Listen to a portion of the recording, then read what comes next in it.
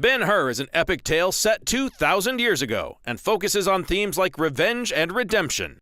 It was first published as a novel back in 1880 and later translated to both the big and small screen numerous times. The most famous take is the 1959 version that won no less than 11 Oscars. Is it a smart idea to remake a film like that again?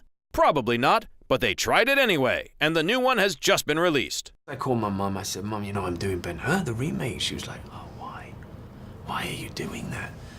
I hope it doesn't ruin it." And I was like, "It's okay." It's not a remake.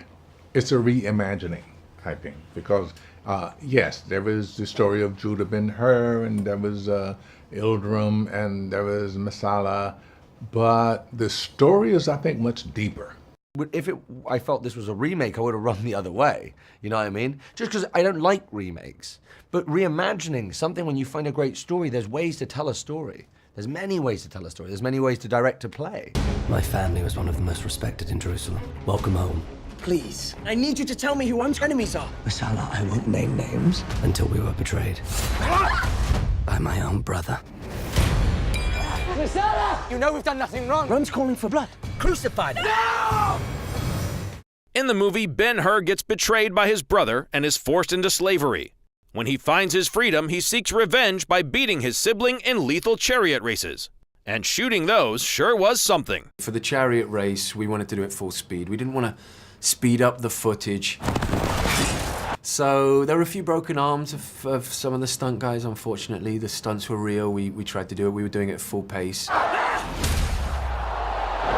But the chariot race was, we worked tirelessly with the horses on those chariots because we wanted to be on those chariots. We trained for a month by ourselves, me and Jack. Not by ourselves, I mean, there were teachers there. I mean, just me and him with horses. What are we doing? That is the way to get the audience completely immersed in the movie, is for us to experience everything. Then the audience can experience it with us. Go! Go!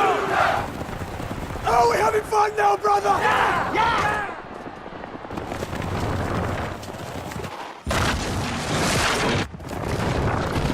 The reason the story of Ben-Hur speaks to people since it was first written down 136 years ago is because of its universal themes. So underneath a layer of beautiful scenery and dangerous stunts, the subjects still resonate with the audience. This is a real story for our day because set 2,000 years ago, not much has changed. We're worse than we were back then. You know, we're back to barbarity.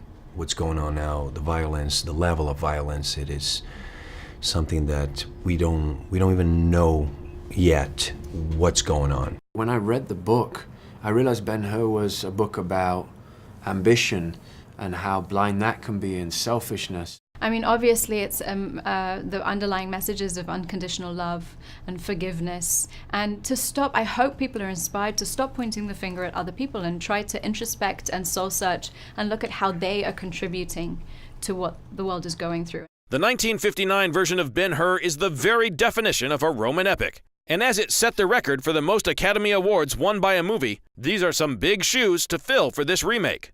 Will it be anywhere near as good as the old one? Judge for yourself, as it's just arrived at the movies. Remember, first to finish. Last to die.